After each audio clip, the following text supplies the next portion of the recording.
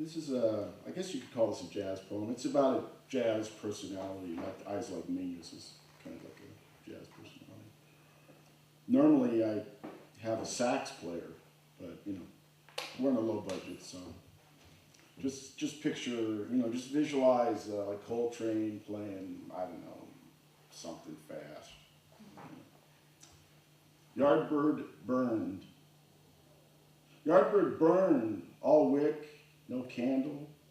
Made it to the sun and back, unlike Icarus. Yardbird couldn't burn out. His spirit was the flame by which he burned. Yardbird burned till there was only a husk left, till all the notes, the bebop and bitty black notes, were piled at his feet like cigar ash.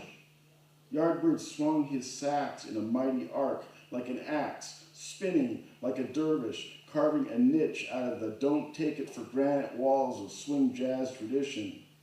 Yardbird shaped a bop cigar sarcophagus out of his brief time spent on planet Earth.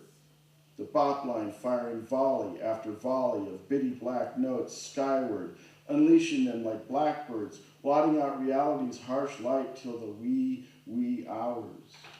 Yardbird was never at ease, at rest. Fingers always a blur, accelerating, until time shifted gears in self-defense into slow motion, then to stand still. Yardbird smiled, because only he saw the joke.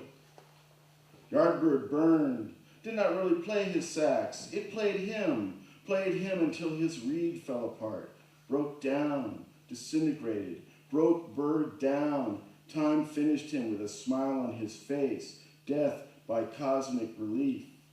You say it was H that killed him, but you are wrong. H lulled Mr. Charlie into slowing down. Hypno enticed him. H slowed him down, promised him the means to survive this heartbreak we call living. H slowed the bird down, gave time a clean shot. Time took it from there. Yardbird burns still.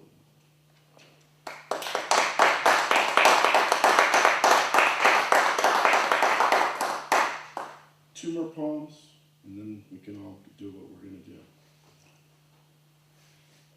This is kind of a political poem. I know it's not very fashionable to write political poems these days because we've just pretty much given up on anything ever getting better. But you know, you got to keep working at it.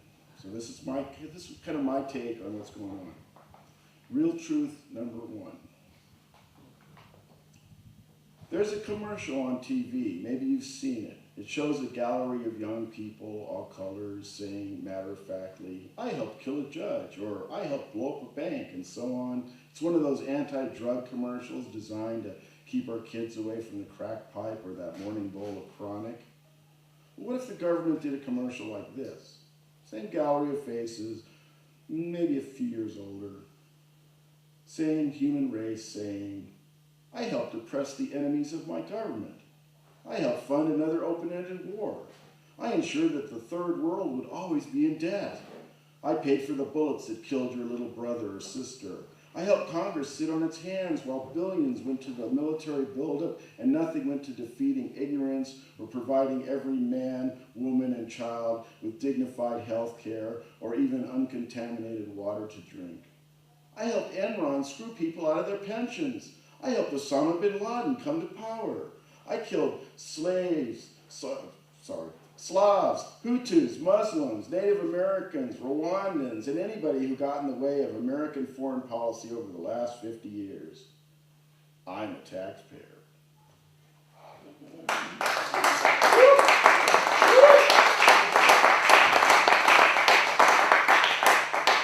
Slightly appropriate because of the date and tax thing. I hope everyone filed their taxes on time and they're getting all their money back. And finally, the poem will save you. It's the middle of May and a warm tropical rain is falling, turning dusty streets into greasy ones. I'm reading the newest book of poesy from my favorite now dead poet and marveling at his clarity and the strength of his lines. He said it. The poem will save your ass from madness. The poem will save you while fat drops of acid rain descend, while the bills pile up, while the paint peels, while you wait and wait and wait for something to change. It doesn't matter what it is, as long as it's something. The poem will save you while your auto insurance climbs, while the phone screams your name, while the pipe calls to you from the other room, while your heart considers the pros and cons of early retirement, while babies scream for attention, while your mind begins to go, while lovers dream of each other, while you dream of becoming someone else, while hookers hook and junkies junk, and the stoner gets steadily dimmer, while the whole country flatlines from a bad batch of crystal, while the beer goes flat, while the women come and go, while you jerk into the hollow memories of their brief laughter, while someone lets the air out of your tires and the wind out of your sails and the joy out of your days, while the life seeps out of your windows and each breath takes you farther away from life and closer to death's final orbit, while the warranty on your VCR runs out, while the internet sucks you dry, while the open grave waits patiently and the orange waits to be peeled and the lights flicker and the ground moves and the really important stories wait to be sold and the needle crawls across the floor at 3 a.m. like an inchworm, while you wait for its promise of happy stupidity, while you binge on lollipop dreams of power and glory, while they plot the next turn in your life, while the streets are overrun with anger and revenge, while you grab as much of the pie as you can carry, while the 911 call goes unanswered, while the oven begins to look very inviting, while you place a razor blade on your tongue and swallow, while you eat all the right food groups and still get cancer, while you starve to death on a diet of empty promises, stillborn dreams, and low-fat hopes, the poem will save you.